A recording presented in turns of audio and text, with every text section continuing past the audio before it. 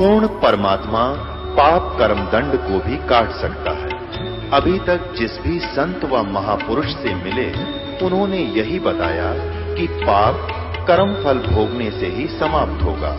वो प्रभु कौन है जो पाप कर्म को काट देता है, वो काल के बंधन से छुड़वा देता है। उसका क्या नाम है, पूजा की विधि क्या है? कृपया अवश्य सुनिए जगत गुरु तत्वदर्शी संत रामपाल जी महाराज के अमृत वचन। परमात्मा आए थे कबीर जी, उनके साथ कितना अत्याचार किया था और किसी को उन्होंने एक शब्द भी अप नहीं बोला, किसी को श्राप नहीं दिया, क्योंकि उसको पता था मेरे बच्चे हैं, किसको मारूं और किसको श्राप दूं। तो पुण्यात्मा यहाँ आप देख लो पिछले इतिहास है, किसी भी संत को जरा सा कुछ कह दे, श्राप दे दे, तेरा नाश होगा और उसकी वीरान मिट्टी हो जाए। अपना भी नाश किया उसने भक्ति का और अगले को भी दुख दे दिया। तो वो परमात्मा थे। तो इसी प्रकार इसी आधार से आपने इस मार्ग को आगे बढ़ाना है, दास का सहयोग देना है।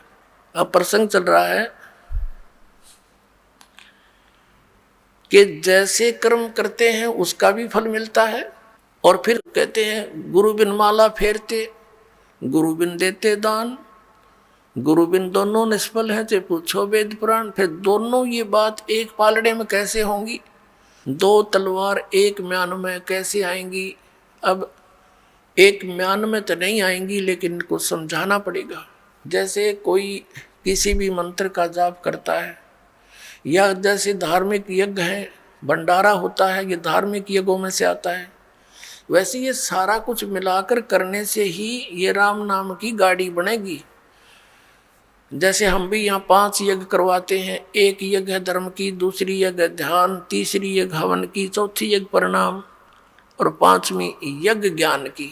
एक यज्ञ धर्म की, यहाँ भंडारा चलता है भगवान का, बच्चे दान करते हैं, भगवान उनको अधिक से अधिक देता है, क्योंकि दान दिए धन मिले, दान चाहे तो धन कर, धन चाहे तो दान कर। तो दान करते हैं बच्चे, भगवान उनको 1000 गुना देता है। तो यहाँ कोई रोटी खाने नहीं आता व्यक्ति, यहाँ तो भगवान पाने आता है। ये हंस है सतगुरु के जो यहाँ आते हैं। और एक तो दूध वाली गाय ने ये बिनौले खवावे और एक बिना दूध वाली ने खवावे, तो अंडरस्टूड है उससे क्या लाभ होगा और क्या हानि होगी। कोई ना खवावे बिना दूध वाली ने बिनौले।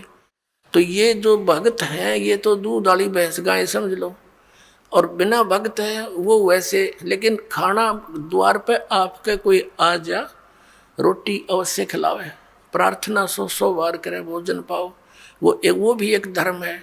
लेकिन वैसे ही गांव में इकट्ठे करके कोई खुशी होगी तो हमने खवा दे, मैं तुमने खवा दूँ, ये कोई धर्म हुआ? ये तो एक परंपरा घेर लिया हमने। तो यहाँ धर्म होता है, शास्त्र अनुकूल साधना होती है। पूरे विश्व में एक स्थान है जो यहाँ पर धर्म होता है, जो शास्त्र अनुकूल साधनाएं होती हैं। और इसी से लाभ होता है। हम परम अक्षर ब्रह्म की मूल की पूजा करते हैं, अन्य कोई शाखा की करता, कोई तने पर की कर रहा है, कोई कहीं लग रहा है। तो और कोई वैसे सिर पैर नहीं, उसका कीकर का लट गाड़ के उसने नो का यो आम का पौधा है, कोई बबूल बो करके उसको आम समझकर सींच रहा है। तो यथार्थ ज्ञान, यथार्थ भक्ति और सत प्रमाण आपको यही मिलेंगे। तो जैसे एक यज्ञ है धर्म की, दूसरी यज्ञ ध्यान या भंडारा होता है, दिन रात सदा व्रत चलता है कबीर भगवान का, सदा व्रत है ये। भगवान कबीर साहब का चला हुआ, जीव के बस का नहीं। ऐसे सिस्टम को कोई बना दे या इस पृथ्वी पर चालू कर दे। सतलोक से भेजता अपने बच्चों के लिए एक्स्ट्रा ऐड आपके लिए।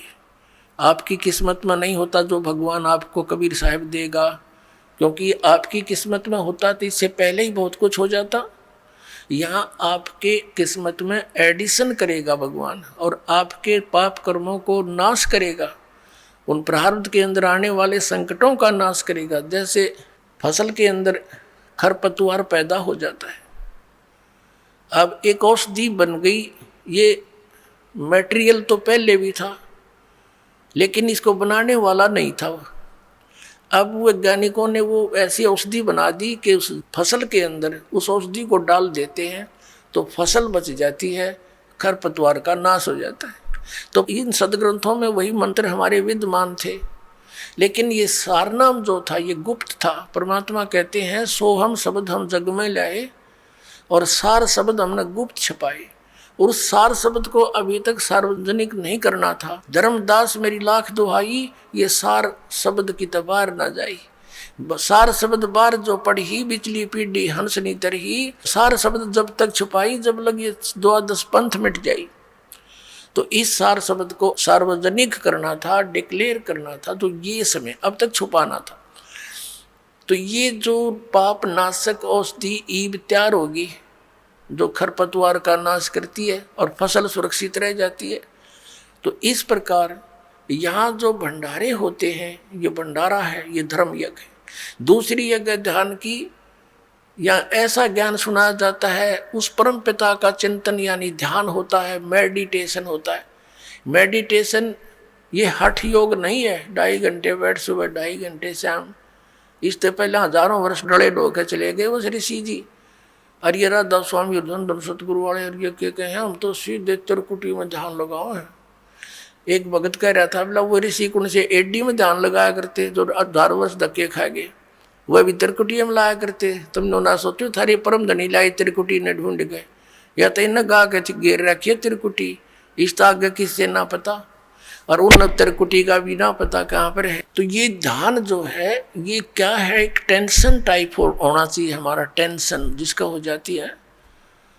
जैसे किसी को किसी भी कारण से टेंशन होगी तो उसकी रह रह कर माइंड की सुई वहीं जाएगी, बात भी कर रहा है, थोड़ी देर के बाद फिर वहीं किसी से बतलाता है, 2 मिनट के बाद फिर वहीं ध्यान पहुंच जाता है। तो ये है हमारा मेडिटेशन, ये है सहज समाधि। जो पति वर्ता पति से राती, आन पुरुष नहीं भावे, बसे पीहर में सुरत प्रीतम में, ऐसे ध्यान लगावे। जैसे बेटी अपने घर आ जाती है, वो रहती अपने पिता के घर पर है, लेकिन उसका ध्यान पति में रहता है, वहाँ के कार्यक्रम में रहता है, वो बातें भी करती है, काम भी करती है, लेकिन अंदर से उसका ध्यान वहाँ से, वो है मेडिटेशन। हमारा मेडिटेशन ये है, क्योंकि हम परमात्मा के यहाँ गुणों से, ज्ञान यज्ञ से ऐसा प्रेरित कर देंगे कि आपका ध्यान उस सचखंड के अंदर रहने लग जाएगा। ये तो गंदा लोग, कल मर जा, पता यहाँ कौन है, आगे पता नहीं कहाँ डालेगा ये। तो एकदम आपका यहाँ से सिमट कर, उल्टा हट कर, जब तक यहाँ रहोगे, जैसे लड़की अपने पिता के घर पे रहती है, सारा काम करती है, लेकिन उसकी अंतिम इच्छा होती है पति आवर, चलो अपना काम संभालूंगी, वहाँ से ऐसे बहुत सा कार्य है। तो ये हमारा मेडिटेशन ये है, ये सहज समाधि कहलाती है।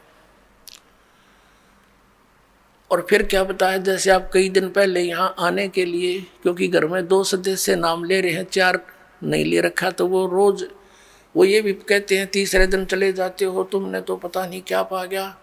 तो वो भी चिंता बन जाती है कि ये हम चालन की कहेंगे, ये तोड़ी घेरेंगे। तो उसके लिए भी आपको सेटिंग करते हो, पहले से कोई अच्छी तरह घना काम करते हो, 100 काम सेट करते हो, कहीं ट्या ना करें। तो वो भी दाना है भगवान का यहाँ आने के लिए। तो इस प्रकार दूसरी यज्ञ ध्यान, और तीसरी यज्ञ हवन की। यहाँ पर जोत जलाई जाती है उस देसी घी की, गाय और भैंस के घी की। अब वेदों के अंदर कहीं भी यो बठबाड़ के हवनकरण का निर्देश नहीं है, ज्योति यज्ञ बोला है, ज्योति यज्ञ। एक ज्योति से यज्ञ होता है, हवन होता है, ज्योति हवन। ज्योति यज्ञ हवन कहलाता है। एक जोत लगाई जाती है रुई की, पतली सी जोत में, उसमें घी डालते रहो। 100 ग्राम 200 ग्राम रुई में आप चाहे 100 क्विंटल घी को हवन कर दो, और 100 क्विंटल घी को हवन करने के लिए लकड़ी तक कम से कम भी 10 क्विंटल फूकनी पड़ेंगी। तो उस लकड़ियों के जलने से कार्बन डाइऑक्साइड एक्स्ट्रा और आने ही करेगा। और 100 ग्राम 200 ग्राम रुई में 100 क्विंटल घी को हवन कर दो, उसमें डालते रहोगी। तो ये परमात्मा ने चलाई थी। और इन राधा स्वामी धन सतगुरु जय गुरुदेव वाले, ये जनोद वाले, ये निरंकारी सतपाल वाले, सारे ये जितने, ये उन्नत जोत लुआनी भी बंद कर दी। पहले हमारे सबके घरों में हवन योग होते थे, जैसा भी उनको ज्ञान था ज्योति लाते थे, ऐसे टेढ़ी दीपक बोलते थे उसको, घी की जलाते थे थोड़ी सी। अभी न वो भी बंद करवा दी। बताइए फिर लाभ कैसे होगा? नो हम तो अंदर जोत जलावाएंगे, उस शिवदयाल का जल की जोत, बुक्की में बैठा भूत बनया, इन बाकी क्या गौर जल जाएगी थोड़े दिन में।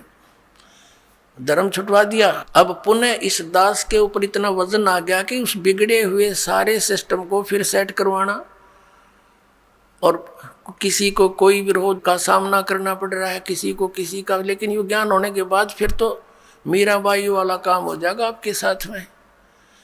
चाहे कोई गुंडी कहो चाहे बुंडी, मेरी तो सूरत राम में लगी, मुझे कुछ भी कहो, अब मैं इस मार्ग से विचलित नहीं हो सकती।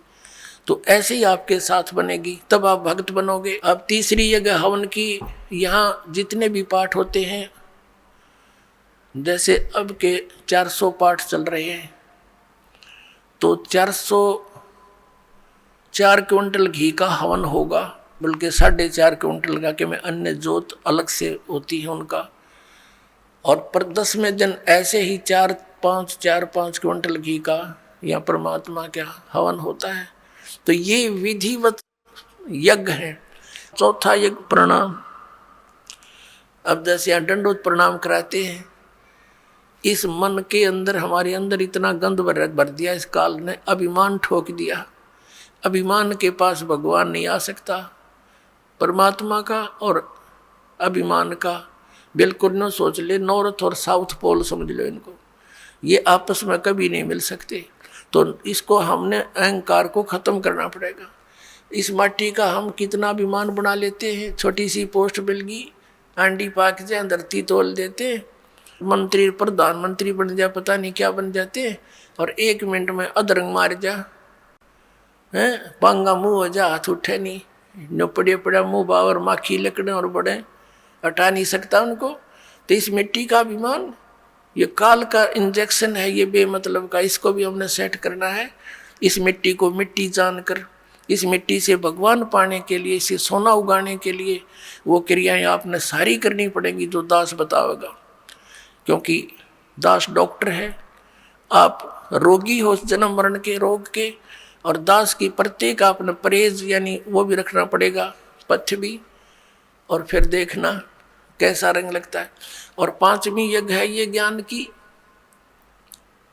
अब ये ज्ञान सुनाया जाता जो आज तक सुना ना देखा, ये सत्यनारायण कथा सुनाई जाती है, उस अविनाशी परमात्मा की कथा। पहले हम श्री विष्णु जी को नारायण मानकर कथा सुना करते थे, ये तो नासवान है, ये सत्यनारायण कहाँ से हो गया। सत्यनारायण माने सत्य साहेब यानी सच्चा भगवान, नारायण माने जल पर निवास करने वाला, आकर ठहरने वाला। जैसे प्रत्येक युग में परमात्मा शिशु रूप धारण करके वन के अंदर यानी बाहर जंगल में एक तालाब के ऊपर कमल के फूल पर विराजमान होता है, जल के ऊपर, जिस कारण से उस परमात्मा कबीर जी को नारायण कहा जाता है। तो ये सत्यनारायण कबीर जी है। तो यहाँ कहते हैं जगत का पेख ना पेखा, धनी का नाम ना लिखा।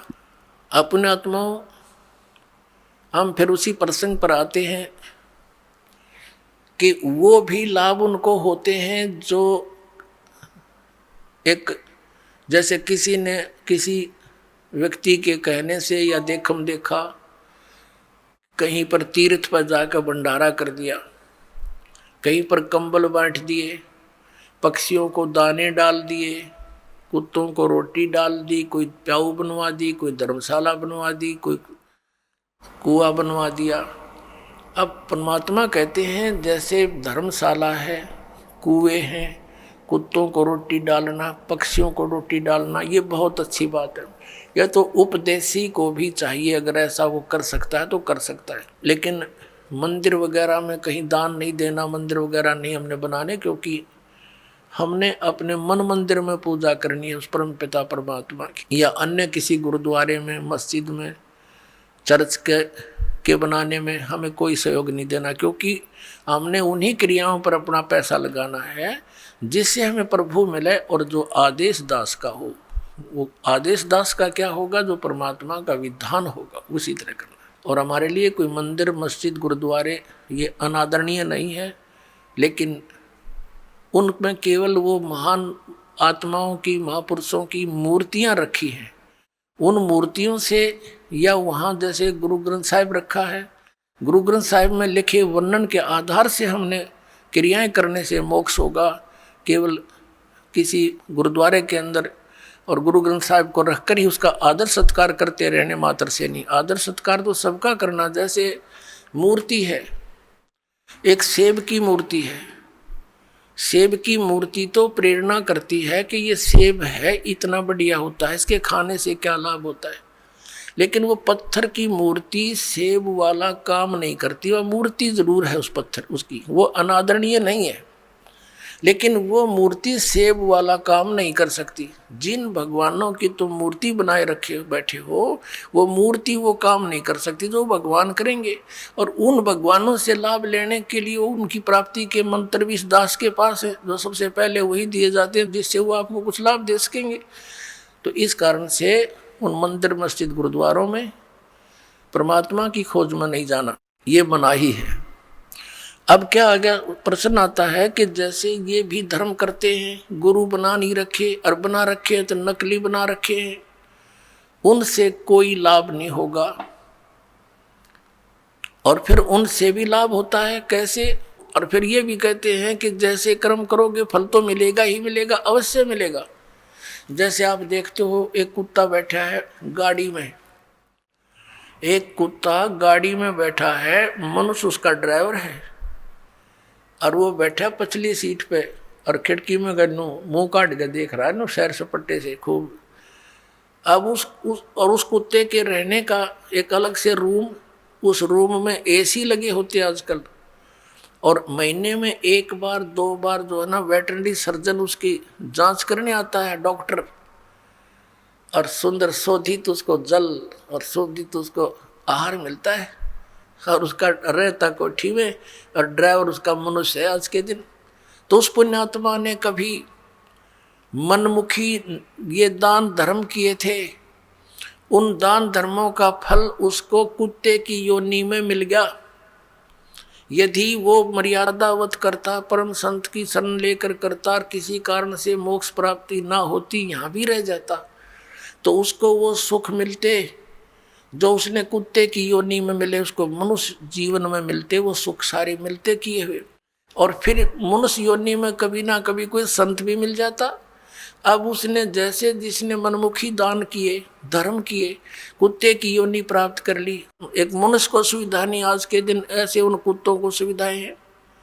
तो उसने सारा पुण्य अपना कुत्ते की योनि में खत्म किया, फिर बन गया सूअर।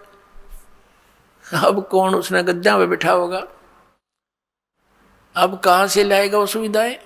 तो इस प्रकार ये जो किया हुआ कर्म तो मिलेगा ही मिलेगा, लेकिन जो गुरु के बिना दान करते हैं वो इसलिए यूजलेस है, उसने तो जीवन नाश कर लिया।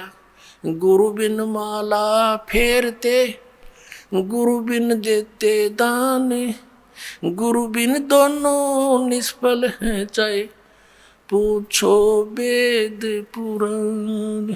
और जो भक्ति बिल्कुल नहीं करते, राजपाट में अंधे हुए फिरते हैं, उनके लिए परमात्मा बताते हैं, अगम निगम को खोज ले, बुद्धि विवेक विचारी, उदय अस्त का राज मिले, तो बिन नाम बेगारे। पुण्यात्माओं, आप इस मार्ग से परिचित हो जाओ शीघ्र से शीघ्र, नहीं तो आपका अनमोल जीवन नाश हो रहा है काल की भूल भुलैया में। परमात्मा कहते हैं, झूठे सुख को सुख कहे यू मान रहा मनमोद, यो सकल जबीना काल का कुछ मुख में कुछ गोद। एक व्यक्ति का पोता होया, पुत्र प्राप्ति हुई, उसकी खुशी मनाई, 10-12 गाँवों को खूब भोजन कराया और शराब स्वरूप पिलाई, ठाठ की खुशी मनाई। और अगले वर्ष जन्मदिन मनाने से पहले ही मर गया वो पोत्र। अब टक्कर मार रहे हैं, अब मना लो खुशी, जमा लो 12 गाँव में। और परमात्मा कहते हैं, झूठे सुख को सुख कहे यू मान रहा मनमोद, ये सकल जबीना काल का कुछ मुख में कुछ कोद।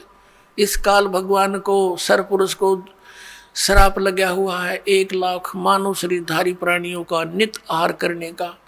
ये जिस कारण से अपने तीनों पुत्रों रजगुण ब्रह्मा सतगुण विष्णु तम गुण शिव जी से ये सती थी, ये अपनी फसल ये बवा रखी है, इसने संभाल रखी है, सारी व्यवस्था इनके हवाले कर रखी है, इन्हीं से करवा रहा है। ब्रह्मा जी के रजोगुण से हम यहाँ पर संतान उत्पत्ति करते हैं। जैसे मिर्च का छौंक लगा, जीव के बस का नहीं, वो छींक ना आवे, तो ऐसा प्रेशर है यहाँ सभी प्राणियों पर संतानों उत्पत्ति करने का, फिर यहाँ के राजपाट और सब ठाठ करने का, व्यवस्था करने का, उस गुण के कारण दबाव है। फिर सती थी मोह ममता, ये विष्णु जी के अंदर से निकल रहे सतोगुण के प्रभाव से। फिर ये संहार करने वाला तो ये शंकर भगवान है ही, तमोगुण के कारण हम आपस में लठ बजा दे, एक दूसरे ने मार डालने, कत्लेआम कर देते हैं, राजा लोग एक दूसरे पर लड़ाई कर नाश कर डालते हैं। तो ये सारा बूचड़ खाना इस काल ने बनवा रखा है यहाँ पे अपने स्वार्थ के लिए। 1 लाख नित खाता है, 1.25 लाख जीव उत्पन्न करता है मनुष्य डेली, इसका ये रूटीन है, इसका ऐसा नियम है। तो इससे हम बच सकते हैं कबीर परमेश्वर की शरण में आने के बाद। फिर इसकी फर्द से हम बाहर हो जाते हैं, इसकी रेंज से बाहर हो जाते हैं। फिर ये उन भक्तों के निकट नहीं आ सकता जो कबीर परमेश्वर की शरण में इस दास के माध्यम से आ जाते हैं और मर्यादा में रहते हैं। कहते हैं जब लग हंसा हमारी आना, काल लगे नहीं तेरा बाणा। जब लग हंस मेरी मर्यादा में रहेगा काल, तेरा कोई अटैक मेरे बच्चों पर नहीं हो सकता। मर्यादा तोड़ देते हैं हम, जिस कारण से दुख पाते हैं। कबीर परमेश्वर कहते हैं अनंत कोट बाजी जहाँ हम रचे सकल ब्रह्मांड, और कह कबीर मैं क्या करूं यो काल करे जीव खंडे। परमात्मा कबीर जी कहते हैं कि मैंने अनंत करोड़ ब्रह्मांडों की रचना कर रखी है, ऐसे समर्थ हैं हम, और मैं क्या करूं, ये काल मेरे बच्चों को मुझसे खंड कर लेता है, इनका नाम तुड़वा देता है, फिर इन पर अटैक कर देता है, जिस कारण से ये मार खा जाते हैं। परमात्मा कहते हैं जैसे माता गर्भ को राखे यतन बना, और ठेस लगे तो छन होए तेरी ऐसे भक्ति जा। इस नाम को लेने के बाद ये समझ लेना आपकी आत्मा में भक्ति स्टार्ट होगी, अब बीज पड़ गया। जैसे माता गर्भ को, जैसे किसी बहन को गर्भ रहा हो तो फिर वो रात्रि में या दिन में कितनी सचेत रहती है। रात को करवट लेते समय भी ये सोचती है भगवान कहीं मेरे बच्चे कर दाब ना पड़ जा, दबाव ना आ जा। सुबह भी चलती फिरती है, काम करती है, कहीं ऊंचे नीचे पर पैर ना रखा जा, मेरा बच्चा खराब हो जा। तो कहते हैं जैसे माता गर्भ को राखे यतन बना, और ठेस लगे, झटका लग जावे तो अक्षीण हो जावे, ऐसे भक्ति जा। तो मर्यादा के अंदर रहना आपका अति अनिवार्य है। मर्यादा कितनी कंपलसरी है और क्यों बताई है भगवान ने। जैसे हम कथा सुनते आए हैं कि एक बार लक्ष्मण ने सीता जी के कुटिया के चारों ओर रेखा खींच दी थी और कहा था कि हम जा रहे हैं मृग को खोजने के लिए, आप इससे बाहर मत आना, इसके अंदर कोई नहीं आ सकेगा। उसी समय रावण का उद्देश्य था उसको उठाने के लिए, सब उसने ये षड्यंत्र रचा था। रावण जब आया साधु रूप बनाकर भिक्षा लेने के लिए, तो उस रेखा के निकट आते ही रावण को एकदम इतनी लपट लगी अग्नि की, 10 कदम दूर जाके खड़ा हो गया बहुत स्पीड से, और सीता से कहा कि माई साधु संतों को साथ ऐसा नहीं करना चाहिए, और भिक्षा देनी है तो बाहर आकर दे दीजिए, नहीं तो तुझे ये हो जाएगा वो हो जाएगा। उसने सोची कि साधु संत है, क्या फर्क पड़ता है, भिक्षा ले अभी देकर वापस आ जाती हूँ। उसने रेखा उल्लंघ कर रावण के भिक्षा देनी चाहिए थी, तो वहीं से बाजू पकड़ ली, उठा ले गया और पटक दी वहाँ लंका के अंदर 9 लखा बाग में। अब उसको तो जरा सी लगी क्या फर्क पड़े है, वो बोली पूछते तो न्यू कह के इस बार मत जाइए, ना तेरी बिरान माटी हो जाएगी, गिल्ला मारी करावेगी, और वो कर दिया, वही काम करके धर दिया। करोड़ों आदमी मारे गए उस सीता को छुटवाने के लिए, जरा सी बात और उसके अंदर पड़ी रहती तो उसको क्या बिजली गिरती, धक्के खा कर चला जाता रावण। तो पुण्यात्मा रावण समझो काल है, और मर्यादा ये लक्ष्मण रेखा समझ लो, जो नियम बताए गए आपको, फिर ये निकट नहीं आ सकता। काल डरे करतार से, जय जय जय जगदीश, ये जोरा जोड़ी झाड़ता, पगरज डारे शीश। परमात्मा कहते हैं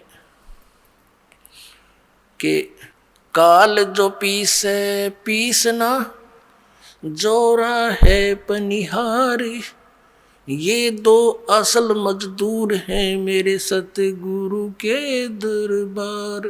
कि जब तक आप परमात्मा की मर्यादा में रहोगे या मौत निकट नहीं आ सकती आपके, ना आपके बच्चों के जो मर्यादा में भक्ति कर रहे हैं। और कहते हैं यू काल डरे करतार से। करतार कौन? कबीर सिरजनहार है, अनंत कोट ब्रह्मांड का एक रति निभार।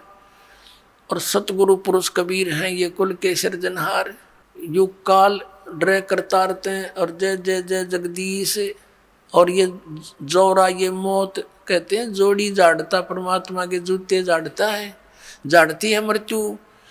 और उस धूल को अपने माथे से लगाती है और कहती है आपकी आज्ञा बिना मैं किसी को कुछ नहीं कर सकती। और परमात्मा कहते हैं काल जो पीछे पीछना, ये इसका नौकर समझो परमात्मा का, यहाँ का 21 ब्रह्मांड का स्वामी ब्रह्म। और जोरा है पनिहार, या मौत इसका पानी भरती है परमात्मा कबीर जी का। तो ऐसे समर्थ शक्ति की आपको शरण प्राप्त हुई है, लेकिन अपनी नालायकी और गलती से हम भगवान को त्याग कर काल के पाले में पहुंच जाते हैं, काल के अखाड़े में। तो वहां तो बकला उतरेगा, फिर वहां क्या मिलना था। अब प्रसंग तो चल रहा है कि जब तक हम परमात्मा की शरण में रहेंगे इस काल का अटैक आप पर नहीं हो सकता। अब प्रसंग था कि अगम निगम को खोज ले बुद्धि विवेक विचार, उदय अस्त का राज मिले तो बिन नाम बिगार। अब बिगार क्या होगी पुण्यात्माओं? जैसे हम पहले छोटे से थे, हमारे गांव से और दूसरे गांव तक शहर जाने के लिए एक 3 व्हीलर चला करते, ये पेट्रोल के चले थे बड़े वाले। तो वो एक दिन 3 व्हीलर आया नहीं, उनमें से 2-3 चलते थे। तो आपस में बातें कर रहे थे, कल क्या हो गया, तू आया क्यों नहीं? उसने कहा कल मैं बेगार में फंस गया था। बेगार क्या होती थी? पहले ये पुलिस वाले, इनके थानों में कोई व्हीकल तो होते नहीं कहते, इनके पास ये जीप जाप, ये किसी भी व्हीकल वाले को पकड़ ले जाते थे और सारा दिन इधर उधर कहीं रेड लगाते थे। वो सारा खर्चा उस व्हीकल वाले को वहन करना पड़ता था, उस तेल का भी, और मिलना कुछ था ही नहीं, फ्री ऑफ कॉस्ट ले जाते थे। तो क्या होता है कि वो बता रहा था कि आज 200 रुपये का तो पेट्रोल लग गया, एक आने की कमाई हुई नहीं, और सारा दिन पंजा टिक्या नहीं, वहाँ चलो वहाँ चलो। सुबह पकड़ा था, रात के 12 बजे छोड़ा हूँ। तो वो ऐसी दौड़ धूप, वहाँ चलो, यानी उस पहले वाले दिन से भी ज़्यादा तो सफ़र कर दी, खर्चा दोहरे तो हो गया, इनकम हुई नहीं। तो उसको बेगार बोलते हैं कि मेहनत दिखा गणी और पल्ला कुछ आवनी, इनकम ना हो। तो ऐसे इसको बेगार कहा करते हैं। तो परमात्मा ने कहा कि अगम निगम को खोज ले, भविष्य के अंदर तो थोड़ा सा ध्यान कर, और बुद्धि विवेक विचार, उदय अस्त का राज मिले तो बिन नाम बिगार। जहाँ से सूर्य उदय होता है और जहाँ अस्त होता है, यानी पूरी पृथ्वी का तुझे राज मिल जावे। यदि यह भक्ति ठीक सत भक्ति नहीं है तो तू बेगार कर रहा है। यानी क्या होता है, राजा को एक पल का चैन नहीं होता, गुटी ला कर टाइम पास कराई सारा दिन में भी पिए पड़ा रहना पड़ता है इसको, और रात को तो पीनी पड़े, क्योंकि 36 पंगे जान, वहाँ ऐसे हो गया, उसने ऐसे कर दिया, वो फलाना हो रहा है, कहीं क्रांति ना आ जाए, MLA ना टूट जाए, मंत्री ना भाग जाए, रात ने भी नींद नहीं आती इनको। तो कहते हैं इस राजा को इतनी मेहनत दिन रात होती है, और पिछले पुनों से ये राजा बनता है। आगे भक्ति कर नहीं रहा, वो पिछले पुनों का नाश कर रहा है, और सारा दिन इधर तो उधर कोई छोटा मोटा को विरोध करे उसको गोली से मरवा दे, तो नरे पाप इकट्ठे कर। कहते कि उदय अस्त का राज मिले तो बिन नाम बेगार। तो वो बेगार है पुण्यात्माओं।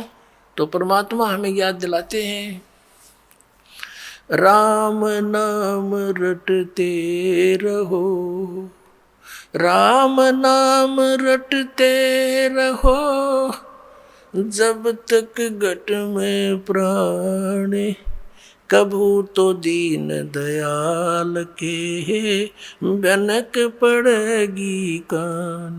बोलो सतगुरुदेव। परम पिता परमात्मा पूर्ण ब्रह्म सारी सृष्टि के रचनहार कुल मालिक कबीर देव जी, अल्लाहू अकबर, कबीर साहब, परम अक्षर ब्रह्म, ये हमारे जनक हैं। हम सभी आत्माओं की उत्पत्ति करता है। यही सभी ब्रह्मांडों के सृजनहार हैं, कुल के मालिक हैं। और वो परमात्मा प्रत्येक युग में अपने विषय में, अपने बारे में यथार्थ ज्ञान देने के लिए स्वयं ही यहाँ इस काल के ब्रह्मांड में आता है। उस परमेश्वर से पहले इस लोक के स्वामी, यहाँ के मालिक ब्रह्म के द्वारा सभी प्राणियों को, सभी मानव समाज को यथार्थ आध्यात्मिक ज्ञान से बहुत परे कर रखा होता है। शास्त्रों का नाम लेकर के इस ब्रह्म के दूतों ने, संदेश वाहकों ने सदग्रंथों के विपरीत ज्ञान समाज के अंदर भर रखा होता है। वो परमात्मा अपनी जानकारी स्वयं ही देने के लिए यहाँ आते हैं, प्रत्येक युग में आते हैं। वो अपने निज धाम से, उस तीसरे मुक्ति धाम से चलकर आते हैं, सतलोक से चलकर आते हैं। सहशरीर आते हैं, सहशरीर जाते हैं। ये लीला वो परम अक्षर ब्रह्म करते हैं और यहाँ आकर के अपनी अच्छी आत्माओं को मिलते हैं, उनको अपने विषय में जानकारी देते हैं, तत्व ज्ञान का उपदेश करते हैं और फिर उन पुण्यात्माओं को अपना साक्षात्कार कराते हैं। क्योंकि हम यहाँ यदि भगवान को देखते हैं मानव रूप में, तो हम नहीं मान पाते हैं, क्योंकि हमने अज्ञान घना सुन रखा होता है। उस परमात्मा ने क्या तरीका अपनाया अपनी जानकारी देने के लिए? वो यहाँ पर आते हैं, दृढ़ भक्त अच्छी आत्माओं को जो समर्पित है मालिक के ऊपर, उनसे मिलते हैं, उनको फिर सतलोक दिखाते हैं, अपना सचखंड दिखाते हैं। और वहां जाकर जब ये जीव आत्मा देखता है कि सचमुच यही तो भगवान है जो यहाँ से हमें ऊपर लेकर गया, और वहां भी भगवान मनुष्य सदृश नर आकार में है, उसके बाद उन पुण्यात्माओं को दृढ़ विश्वास हो जाता। आंखों देख भगवान को, वैसे तो साक्षात्कार भगवान का यहाँ भी हुआ, क्योंकि वही परमात्मा यहाँ भी बात कर रहे थे, मनुष्य सदृश थे एज इट इज, और वो एज इट इज ऊपर गए उन आत्मा को लेकर के साथ में, तो वहां भी वही थे, ऐसे ही थे। तो वहां देखने के बाद फिर उनको विश्वास होता है कि ये यही है भगवान जो हमें पृथ्वी लोक पर भी मिले थे। तो इसको साक्षात्कार कहते हैं। साक्षात्कार तो वो भी था जो स्वयं आकर परमात्मा मिले, बातें की, समझाने की चेष्टा की, लेकिन उससे हमें विश्वास नहीं हुआ, इसलिए ऊपर देखा जो भगवान को, उसी परमात्मा को, अनंत कोट ब्रह्मांड के कंट्रोलर के सिंहासन पर। तो उन पुण्यात्माओं को विश्वास हुआ कि ये है वो भगवान। अपनी इस लीला को करते हुए परमात्मा प्रत्येक युग में आते हैं, लेकिन इन काल से भ्रमित ये भोली आत्मा गुरुपद पर प्राप्त होकर, विराजमान होकर के गुरुपद पर, ये अभिमान के मारे उस यथार्थ ज्ञान को जानकर भी स्वीकार नहीं करते। क्योंकि परमात्मा ने बताया, काल ने ऐसा जकड़ दिया प्राणी को, इसके अंदर इतना अभिमान भर दिया कि राज तजना सहज है और सहज त्रिया का ने मान बढ़ाई ईर्षा दुर्लभ तजना ये। अरे इनके तजे बिना भगवान नहीं मिल सकता। वे परमात्मा चारों युगों में आते हैं, अच्छी आत्माओं को मिलते हैं, उनको अपने से परिचित कराते हैं, फिर वो पुण्यात्मा परमात्मा की महिमा आगे जनसाधारण को सुनाते हैं। कुछ विश्वास करते हैं, कुछ नहीं करते हैं। जो विश्वास करते हैं उनका मोक्ष हो जाता है, जो विश्वास नहीं करते हैं वो काल के जाल में फंसे रह जाते हैं। इसी लीलावश परमात्मा सतयुग में आए, सत सुकृत नाम धराया, त्रेता में आए ऋषि मुनिंदर कहाया, और द्वापर के अंदर करुणा में नाम से प्रसिद्ध हुए प्रभु, और कलयुग नाम कबीर कहाया। काशी के अंदर भारतवर्ष की पावन भूमि में वो परमात्मा सन 1398 में सतलोक से आकर प्रकट हुए। काशी शहर से बाहर बने एक सरोवर जिसको लहर तारा तालाब नाम से जाना जाता है, उसमें विकसित कमल के फूल पर आकर के विराजमान हुए, एक शिशु रूप धारण करके। और वहां से एक नीरू नीमा नाम के जुलाहा दंपति उनको उठा ले गए। पति पत्नी थे, उनको संतान नहीं थी। परमात्मा की वहां लीला में प्रवेश में उन्होंने बहुत योगदान दिया। अपने आत्माओं, परमात्मा कबीर देव जी, कबीर साहब 25 दिन के हो गए थे लीला में, शरीर में शिशु रूप में। उन्होंने कुछ भी आहार नहीं किया। माता पिता चिंतित हुए, मुंह बोले माता पिता, उनके जन्म के माता पिता नहीं, क्योंकि वो तो सबके सर्जनहार हैं। उनको बड़ी चिंता हुई, और नीमा ने तो यहां तक कह दिया, भगवान यदि ये बालक मर गया तो साथ में मरूंगी। उसको पता नहीं था कि ये मरने वाला बालक नहीं है। नीरू नीमा वैसे पूर्व जन्म में भी ब्राह्मण ब्राह्मणी थे, परमात्मा इनको उस समय भी मिले थे, इन्होंने उनकी बात को नहीं माना था। ये अलग कहानी है, फिर कभी सुनाएंगे समय आने पर। तो इस जन्म में भी ये नीरू नीमा पहले ब्राह्मण ब्राह्मणी थे, और भगवान शिव के बहुत अच्छे श्रद्धालु थे, उसके पुजारी थे। निस्वार्थ भाव से कथा सुनाया करते शिव पुराण की, और जो भी पूजा आ जाती थी उसी से अपना निर्वाह करते थे। और अधिक जो पैसा होता था अपने खर्चे से अतिरिक्त उसको धर्म में लगा दिया करते थे, संग्रह नहीं करते थे। काशी के अंदर इनकी बहुत ज्यादा महिमा हो गई। अन्य जो पेट भर ब्राह्मण थे उनको ईर्षा हो गई कि सभी लोग उनकी प्रशंसा करते हैं, उनके पास बहुत जाते हैं कथा सुनने के लिए, वो उनसे ईर्षा किया करते थे। इस बात का ज्ञान मुसलमानों को हो गया, काजी और मुल्लाओं को। तो उन्होंने देखा कि ये इनका गौरी शंकर नाम था नीरू का, और सरस्वती नाम था नीमा का। मुसलमानों ने देखा कि ये बहुत ज़्यादा हिंदू धर्म का प्रचार कर रहा है, लोगों में इसकी बहुत आस्था है, बहुत ज़्यादा प्रचार करता है। और उन्होंने ये भी देखा कि हिंदू धर्म के गुरु लोग इसके विपरीत हैं, उनकी तरफ से भी उनको संकेत मिल गया था कि इसका कर दो काम।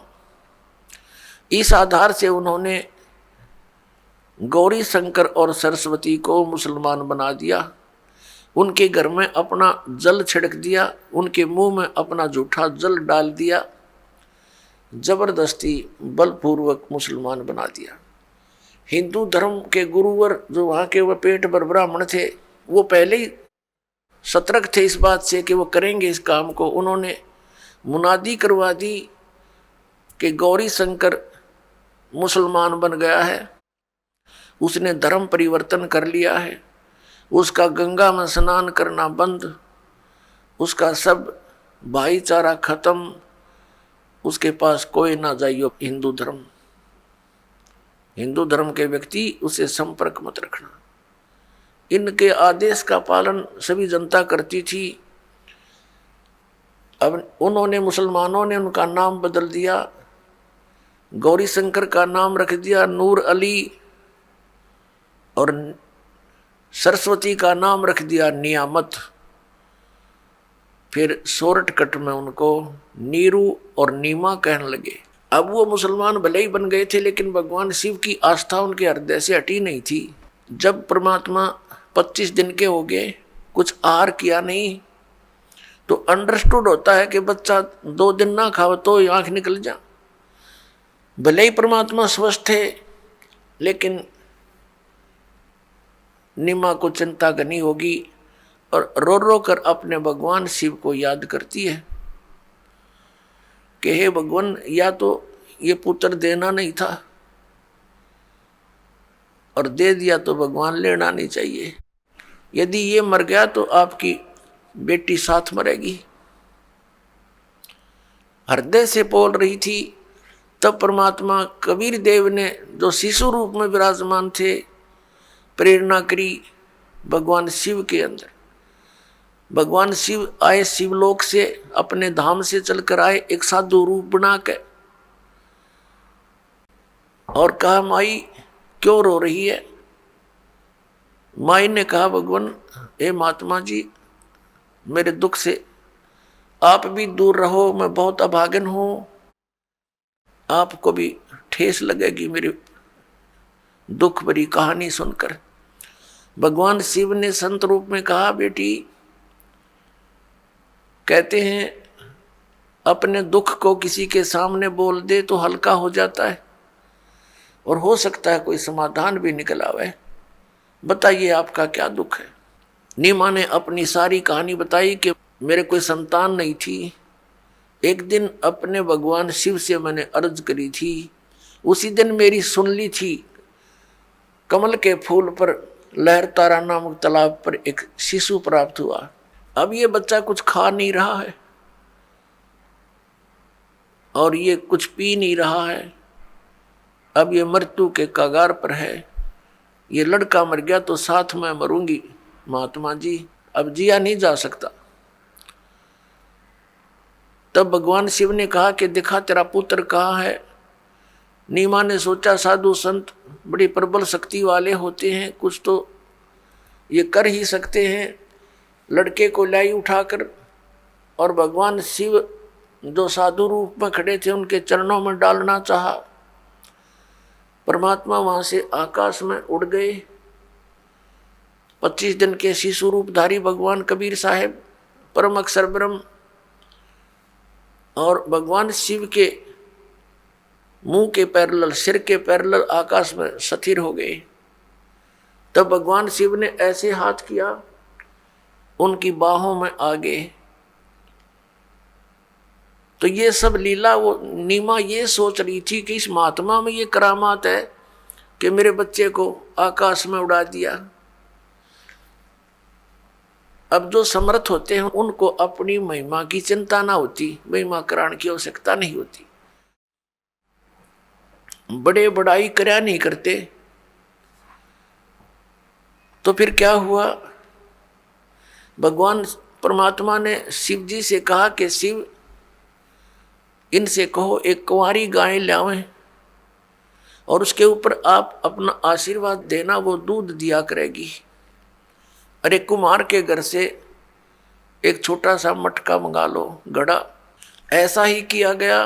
नीरू जो नीमा का पति था, वो एक कुंवारी गाय ले आया और भगवान शिव ने उसके कमर पर आशीर्वाद भरा हाथ रख दिया। लंबे लंबे सतन हो गए और नीचे वो पात्र रख दिया साफ करके। नीरू ने पकड़ लिया जो हाथ में, सतन के नीचे अपने आप दूध चल पड़ा। पात्र भरने के बाद अपने आप सतनों से दूध रुक गया। अब उस दूध को परमात्मा ने पिया। पुणात्माओं, आज हम भगवान को पहचान सकते हैं और ये जो लीलाएं परमात्मा ने की, ये प्रत्येक युग में की है, केवल कलयुग में नहीं। और ये भी ना सोचना कि दास ने आज ही आपको बताई है। और ये ही प्रमाण वेदों में लिखा है कि वेद जो है ये भगवान का विधान है, परमात्मा की महिमा का गुणगान है, और जो परमात्मा जैसी लीला करता है वो वेदों में वर्णित है। आज से 600 वर्ष पहले ये लीला परमात्मा ने कलयुग में की, सतयुग त्रेता द्वापर में भी ऐसे ही की थी। वो हमारे उस परमात्मा के इतिहास में नहीं मिल रही, लेकिन अब ये इतिहास हमारे सामने है परमात्मा की लीलाओं का। तो उसमें स्पष्ट लिखा है कि ऐसे ही कबीर सागर के अंदर जो परमात्मा की महिमा का गुणगान है, उसमें लिखा है 600 वर्ष पहले यही जो लीला की थी वो एज इट इज लिपिबद्ध की गई। और फिर हमारे वेदों में वही मिला कि भगवान ऐसा करता है, ऐसी लीला करता है। तो अब भगवान पहचानने में हमें बहुत सुविधा हो जाएगी और हम भगवान को पहचान लेंगे। और जब तक हमें ये विश्वास नहीं होगा हु इज गॉड, तो हम भक्ति कर नहीं सकते कि कौन है भगवान। अब किसी ने 4 ईंट लगा रखी है ऐसे करके, दिस इज गॉड, उड़ा माथा टेक लिया हमने। किसी ने बता दिया वहाँ सरोवर में नहाने से भगवान मिलेगा, वहाँ भी दौड़े गए। किसी ने बताया कि पहाड़ के ऊपर मंदिर है, वहाँ मत्था टेको जाते सुख हो जाएंगे। क्यों सुख देगा भगवान, भगवान बिना सुख हो नहीं सकता। तो हम सभी जगह घूमते रहे। किसी ने बताया हनुमान इज गॉड, हमने हनुमान की पूजा शुरू कर दी, क्योंकि जो सुख देता है हम सुख के लिए भगवान की खोज कर रहे हैं। किसी ने बताया कृष्ण जी भगवान, हमने उन्हीं प्रमाणों से। तो आपको थोड़ा सा प्रमाण दिखाते हैं। पहले तो दिखाते हैं कबीर सागर में 600 वर्ष पहले यही लिखा है, और फिर उसके बाद परमेश्वर कबीर देव जी वो आगे बताएंगे। ये देखिएगा कबीर सागर, खेमरा श्री कृष्ण दास प्रकाशन मुंबई। ये है कबीर पंथी भारत पथिक स्वामी युगलानंद बिहारी द्वारा परिष्कृत। मुद्रक एवं प्रकाशक हैं खेमरा श्री कृष्ण दास, अध्यक्ष श्री वेंकटेश्वर प्रेस, खेमरा श्री कृष्ण दास मार्ग मुंबई।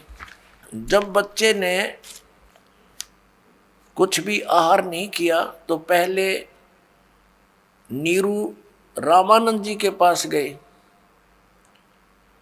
और रामानंद जी से पूछा दूर खड़े होकर, क्योंकि वो निकट नहीं आने देते थे दूसरों को। दूर से प्रार्थना की कि मुझे एक बच्चा मिला कमल के फूल पर और वो कुछ खा नहीं रहा है, तो उसके बारे में कुछ जंतर मंतर बताओ। तो उन्होंने भी यही सलाह दी कि आपका पुत्र कोई अच्छी आत्मा है और उसके लिए कोई और व्यवस्था करो। उसके लिए उसने भी विधि बताई, ये कबीर सागर में लिखा है। और फिर वास्तविकता आपको बताते हैं कि आदरणीय गरीबदास साहिब जी को परमात्मा मिले थे गांव छुड़ाने जिला जज्जर वाले को, और उनको सचखंड लेकर गए थे। उनको फिर वापस छोड़ा था, उनके अंदर अपना यथार्थ ज्ञान फीड कर दिया था। जो सच्चाई उन्होंने देखी वो फिर बताई थी। तो आदरणीय गरीबदास साहिब जी ने फिर वो और डिटेल से बताया कि वो कौन था जिसने गाय से दूध निकाला। वो कहते शिव आए शिवलोक से, शिवलोक से आए थे शिव जी, और उन्होंने फिर वो सब व्यवस्था की थी। अब देखिएगा ये वो कबीर सागर आपको दिखाते हैं। अब जब बच्चा मिल गया, सुन जुल्हा मन बया आनंदा, जिमी चकोर पायो निश्चंदा। कितना खुशी होगा जैसे चकोर पक्षी को चांद दिखाई दे जा। ले सुत चले हर्ष मन कीन्या, तासो पुन अस बोल ही दीन्या। सुत काशी को ले चले लोग देखण तय आव, अन्न पानी बखे नहीं जुल्ला शोक जनाव। फिर खाना पीना कुछ किया नहीं। तब जुल्ला मन कीन दीवाना, विचार किया रामानंद सो कही उत्पाना। रामानंद जी से जाकर कहा उसकी प्राप्ति का जिक्र। मैं सुत पायो बड़ा गुणवंता, और कारण कौन बखे नहीं संता। क्या कारण है, वो कुछ खा पी नहीं रहा है संत जी। नीरू कह रहा है जुलाहा। रामानंद ध्यान तब धारा, जुल्हा सो तब वचन उचारा। पूर्व जन्म ते ब्राह्मण जाति, हरि सेवा की नी भली भांति। कुछ तो सेवा हर की चूका, तातो भयो जुल्हा को रूपा। प्रीति प्रभु गए तोर लीनी, ताते उद्यान में सुत तो दीना। उद्यान यानी बाग में तेरे को पुत्र दिया। अब नूरी, नूरी नहीं, ये नीरू है, गलती से लिखा। ए प्रभु जस की नो तस पायो, आरत हो तो दर्शन आयो, सो कहिए उपाय गुसाई, बालक अक्षुदावंत कुछ खाई। भूखा बालक कुछ खावे, ऐसा कोई उपाय बताओ। रामानंद अस युक्ति विचारा, तुम सुत कोई ज्ञानी अवतारा। बछिया जाही बैल नहीं लागा, सोले ठाड करते आगा। इसमें बताया है कि बछिया जाही बैल नहीं लागा, जिस बछिया को बैल ने टच ना किया हो, अर्थात कुंवारी। बछिया जाही बैल नहीं लागा, सोले ठाड करो ते आगा। उसके सामने लाओ। दूध चले ते थन ते, दूध दही धरो छपाई। अक्षुदावंत जब होवे, ताके देहो खवाई। जुल्ला एक बछिया ले आवा, और चलो दूत कोई मर्म न पावा। चलो दूत जुल्हा हरसाना, राख छिपाई कहो नहीं जाना। अब यहाँ पर ये वास्तव में दूत है। वो कौन था दूत? दूत का अर्थ होता है जो संदेश वाहक। अब इसमें कबीर सागर के अंदर जो सच्चाई है वो तो ज्यों की त्यों लिखी है पुण्यात्माओं। तो हमने सिर्फ इतना निष्कर्ष लेना है इससे कि परमात्मा 600 वर्ष पहले आए थे, वो लीला वही की थी जो वो किया करते हैं। और कंवारी गाय के दूध से उनके परवरिश की लीला हुई थी। ये तो प्रमाण हुआ उस परमात्मा ने जो प्रैक्टिकल किया करता ही है।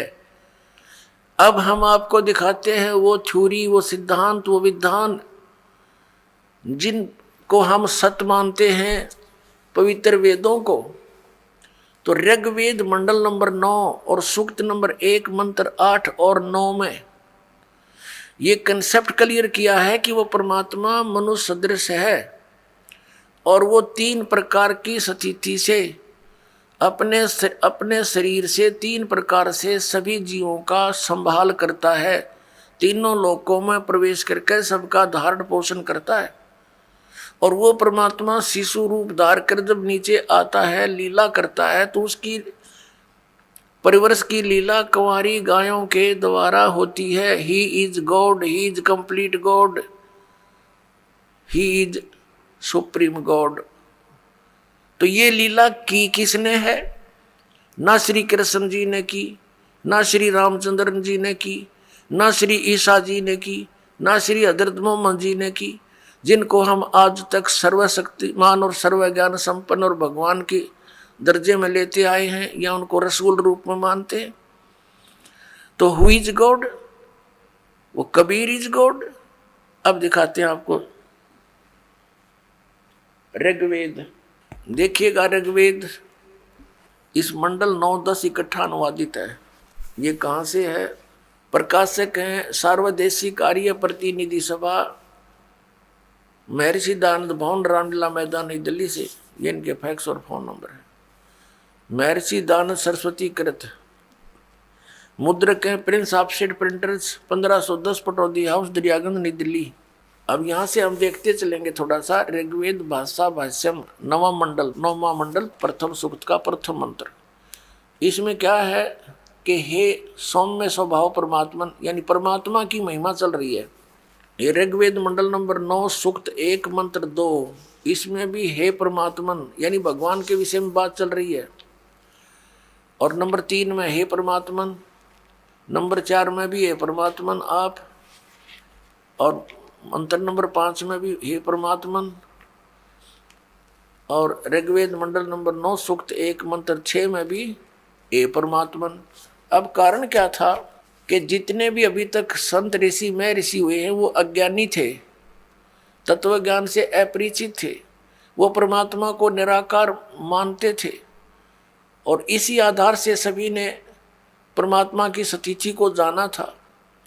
और इसी आधार से ये महर्षि दयानंद और इसके जितने भी अनुयायी आचार्य हुए हैं, उन्होंने उसी आधार से भगवान को मानकर वेदों का अनुवाद किया। तो अब इनके आगे याद आ गई कि परमात्मा की महिमा चल रही है और हम परमात्मा परमात्मा लिखते आ रहे हैं।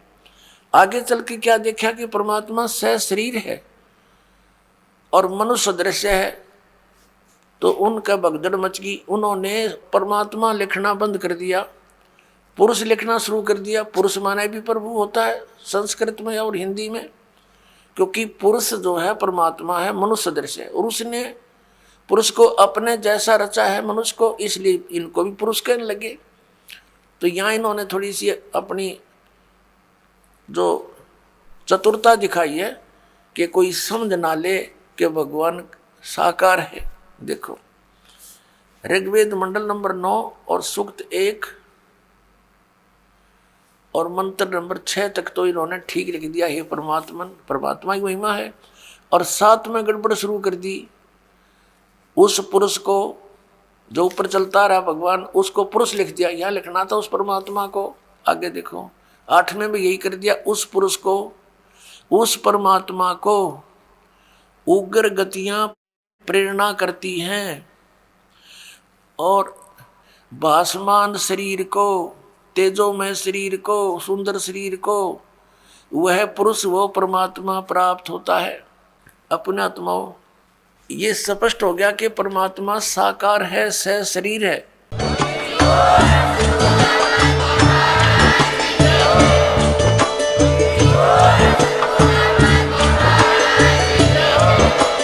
आप सुन रहे थे जगत गुरु तत्वदर्शी संत रामपाल जी महाराज जी के मंगल प्रवचन। अधिक जानकारी के लिए विजिट कीजिए हमारी वेबसाइट www.jagatgururampalji.org। संत रामपाल जी महाराज जी के शुभ आशीर्वाद से पूरे विश्व भर में 500 से भी ज्यादा नाम दीक्षा केंद्र हैं, जिन पर संत रामपाल जी महाराज जी द्वारा ऑनलाइन निशुल्क नाम दीक्षा दी जा रही है। अपने नजदीकी नाम दीक्षा केंद्र का पता करने के लिए संपर्क करें 8222880541।